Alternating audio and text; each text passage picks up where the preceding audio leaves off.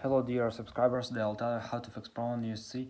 We notice an unusual activity of you, so we need to confirm your identity. So actually, it's just check thing from Instagram. So if you just made a lot of the same action at one time, or you just log in into your account and just using it from different IP addresses from different places. So Instagram just thinks that you make increase followers or just add your credits to some service that will automatically follow and unfollow people. So just stop doing that.